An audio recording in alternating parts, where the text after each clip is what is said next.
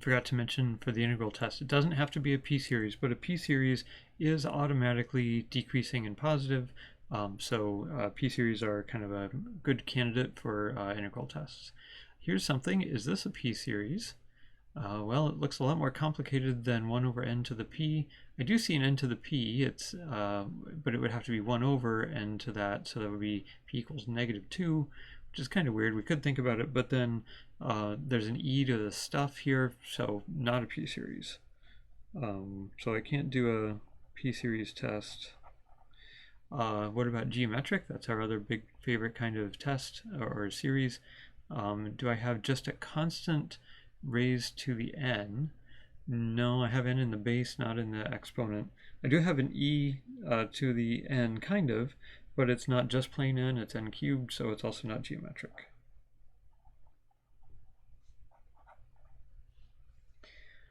All right, so what can we do? Maybe an integral test. So let's think about the integral. We'll write it in terms of x because that's what we're familiar with. X equals 1 to infinity x squared times e to the negative x cubed dx. So if we can figure out whether that integral converges or diverges, then we know whether the sum converges or diverges, except we have to think about something else there, but we'll come back to that. So how are we going to do this integral? U substitution maybe? What would you say u equals? The kind of inside stuff here is negative x cubed. So du would equal negative 3x squared dx. Sure enough, we have an x squared just waiting to combine with the dx. All right, then we can rewrite the integral as the integral of e to the u times negative 1/3 du, leaving it temporarily indefinite. Integral of e to the u is e to the u. I'll write the negative 1/3 out here. Negative 1/3 e to the negative x cubed from 1 to infinity. And that would be negative 1/3 e to the minus infinity cubed. We'll put quote marks around that. Minus e to the minus 1 cubed. And e to the minus 1 is some finite number, that's fine. How about e to the minus infinity? Well, infinity cubed is infinity. E to the minus infinity is basically 0. So overall, we can decide that the integral converges. And so we can conclude that the sum converges as well, right? Well, there's something we have to check. Two things. Is the sum, are the sequence terms always positive? And the integral, is that always positive? It is. There's e to a power is always positive, n squared is always positive. So that part's good. Is this sequence ultimately decreasing? That's hard to think through, so we'll just go try it electronically. So I've got my sequence terms here written as a function rather than a sub n. That's a little more friendly for Desmos. And we were asking, is the sequence or the function always positive? Well, right at 0 it's not, but we only care about it from 1 onward.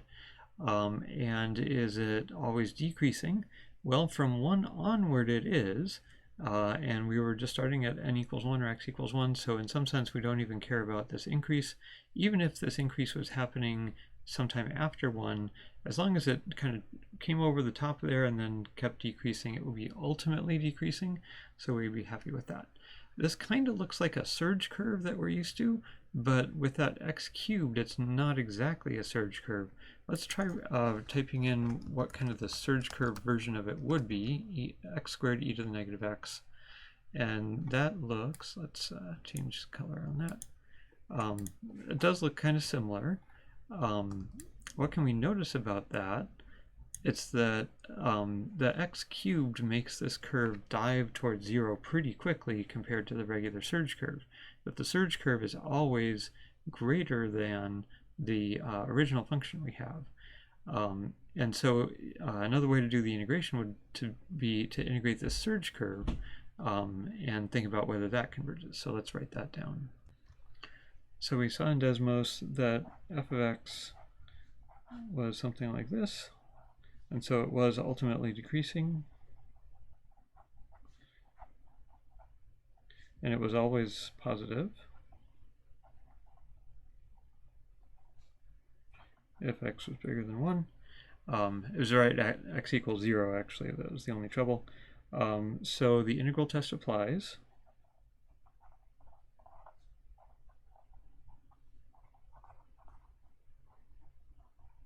And we can say, since the integral converges, the sum converges as well.